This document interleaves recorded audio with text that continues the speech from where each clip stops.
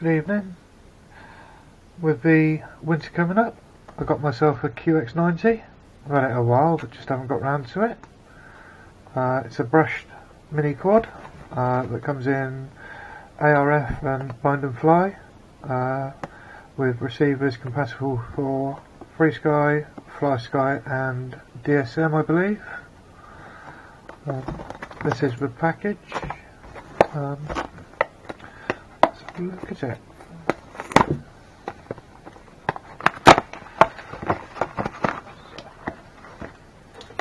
We have instructions, run of the mill, just I think it's single sided by the looks of it.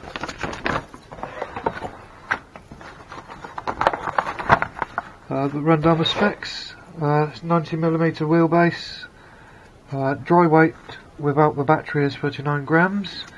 The flight controller is a SP Racing F3 Evo, and it comes preloaded with Cleanflight version 1.13. The FreeSky compatible receiver in it is S-Bus. The motor's 8.5mm by 20mm brushed, and it takes 55mm props. As a CMOS camera, 520 TV line, a 25mm video transmitter. Other things, it comes with, well, there's one of the items. It comes with two spare motors, a counter-clockwise and a clockwise.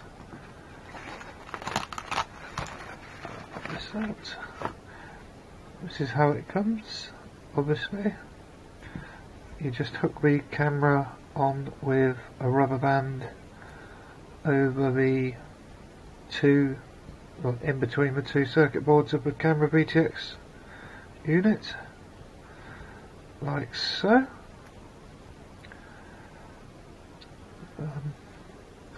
It's got the two batteries already attached for storage, or transport rather, so we'll take those out.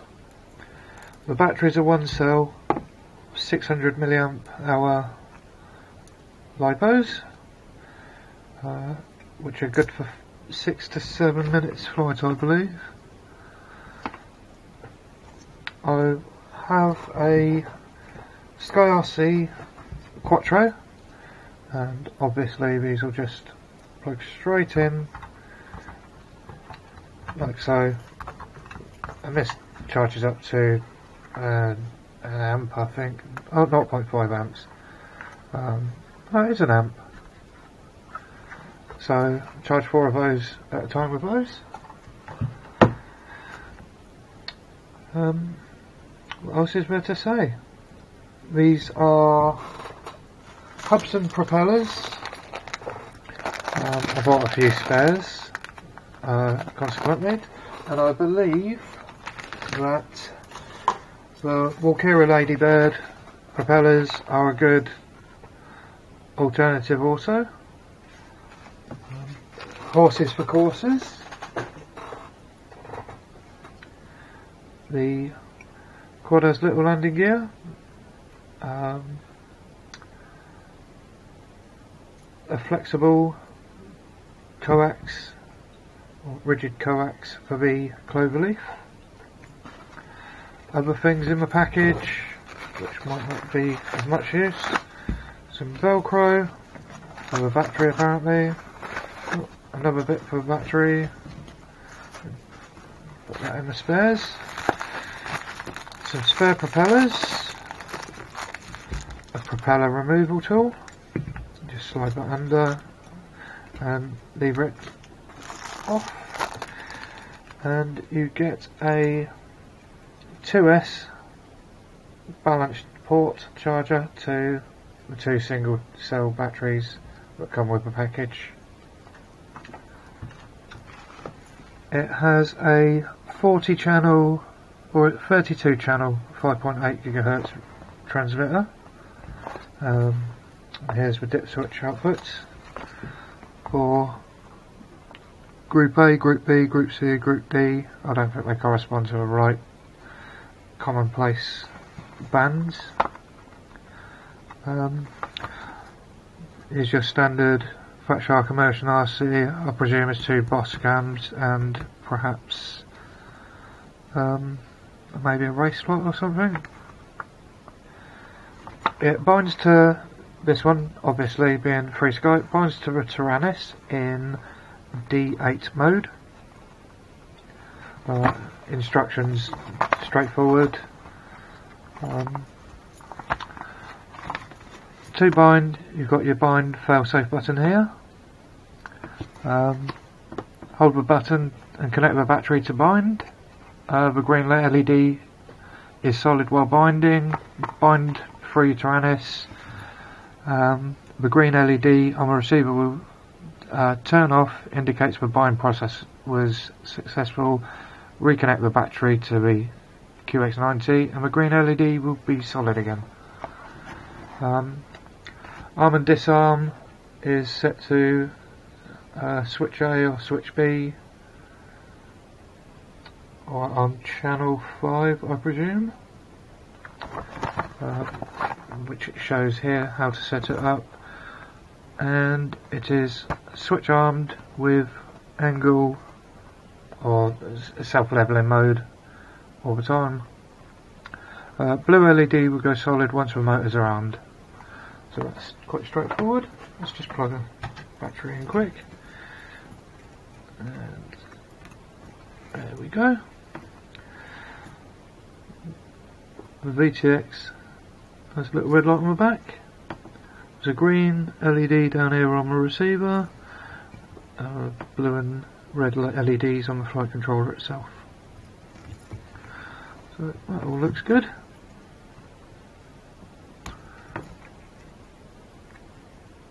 Quite a tight connector. Fiddly. There we go. All in all, it looks like quite a good little package. There are plenty of little mods on it already if you have a 3D printer. For example, Lee Schofield, Painless 360, has kindly created these little items. They are battery retention clips that just go under here. In the documentation he mentions this small one for indoor flights, this larger one for outdoor flights. It might just be easier to use the outdoor one for its robustness. I'll provide a link to these on Thingiverse. Another kind person on Thingiverse, I forget their name, but I will credit them and link them in the description, has created these. There are many other prop guards on there, but for me these look great, and I've printed these in PETG for durability. They just slide over the motors, and as you can see they will provide plenty of protection for bumping into stuff. Being in PETG, quite flexible and very, very durable and robust. So I'll be bouncing off stuff like I do in Tiny Whoop. Let's move on from here, maybe have a look at Cleanflight or see about binding it up. QX90, now I've added my little mods. PLA battery holder, PETG prop guards, really good.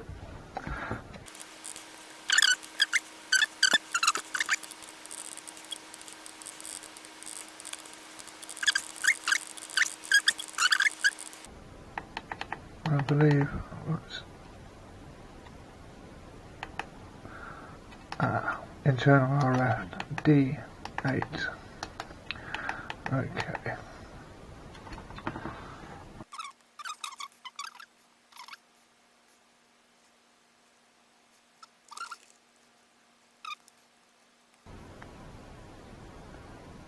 That should have been done.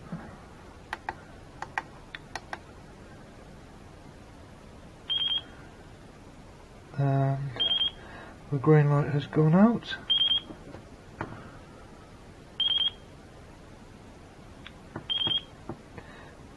Disconnect and reconnect the battery.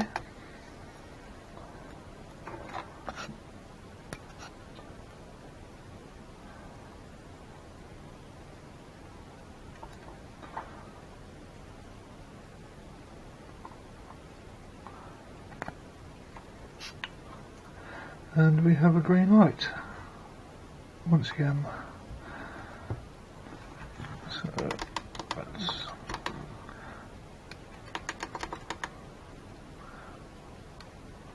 inputs, channel 5, input name,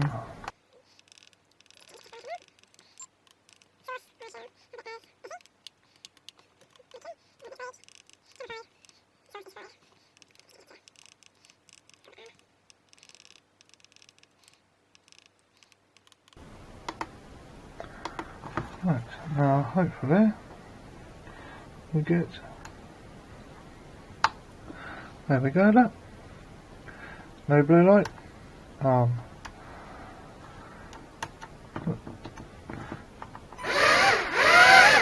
success! Okay, that will do for now. I wonder if it's got a fail-safe on.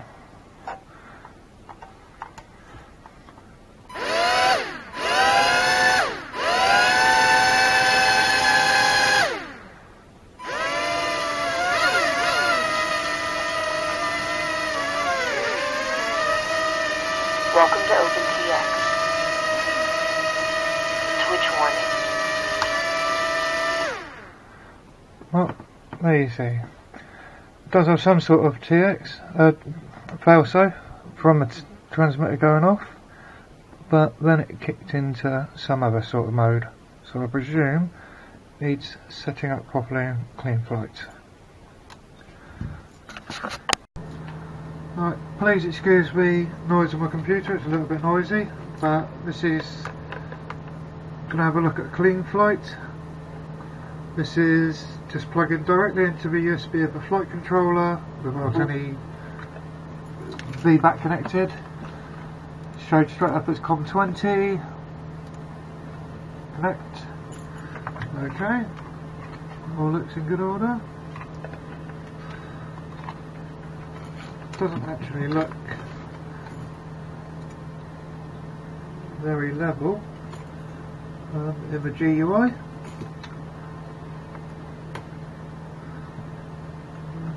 Let's calibrate the accelerometer. There we go. Okay, that all looks in order. If I just apply battery power quick just to see if it's got any VBAC sensing. Yes, it has. I don't know if you can see up top when I apply power.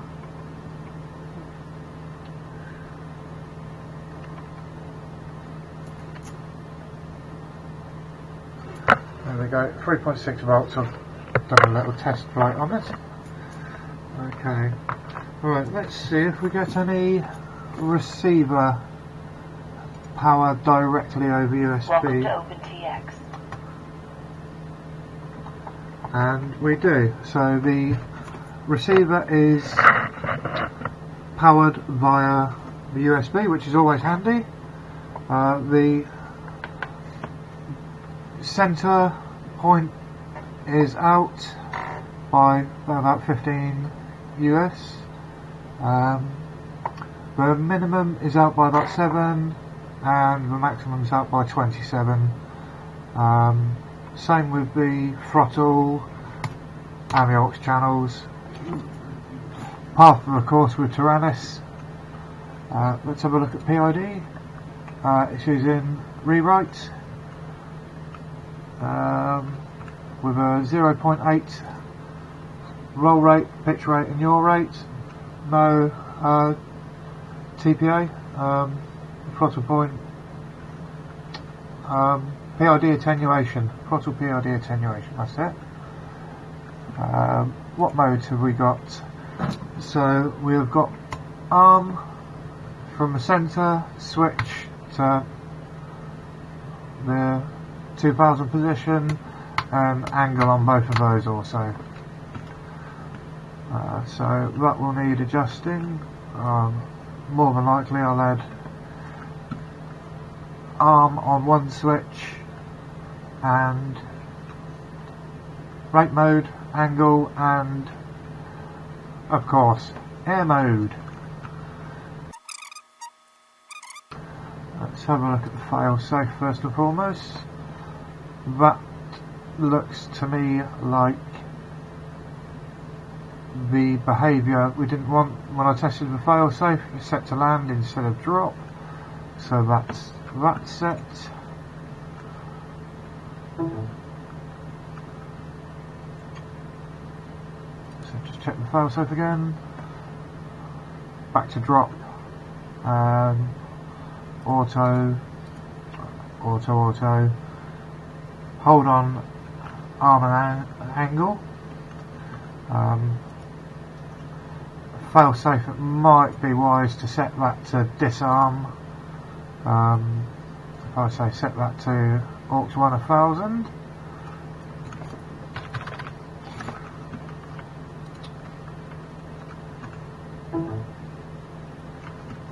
And that is perfect. So if I check the receiver, so I'm armed for example on channel 5 or aux 1 and turn the receiver off, it should default to 1000. Perfect. Whereas I'll come back with Welcome to OpenTX. Switch warning. in its default position it would be 1007, so if I disarm again, my transmitter back to 1000, perfect, and throttle's down to 855, so Welcome to OpenTX. exactly the behaviour I would like it to exhibit. Fall out of the sky. Let's have a look through my ports. Virtual COM port, MSP, perfectly fine. UART 1, MSP. UART 2 obviously has the serial RX attached to it, which would be serial RX and S-Bus, which is perfect. VBAT is enabled. Minimum throttle 1150, midpoint 1500, 2000, perfect. Motor stop, yeah. Disarm, one shot, yeah. Okay, with a brushed motor. Current meter, we don't want that on. Telemetry output, where are we going to get telemetry from? I would assume. I'll have to look into that. Race transponder, don't need that. So save and repeat there.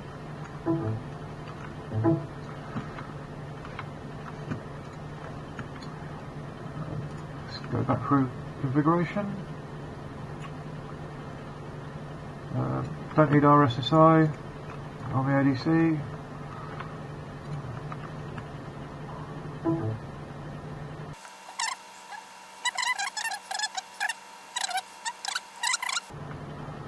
From the test I just did, the PID seem alright for angle that it's set at. It will do for the time being, and it flies. I'll probably end up putting beta flight on it, but for the time being it will stay how it is. So there we go. I hope this has helped in some way, and thank you for watching my little video.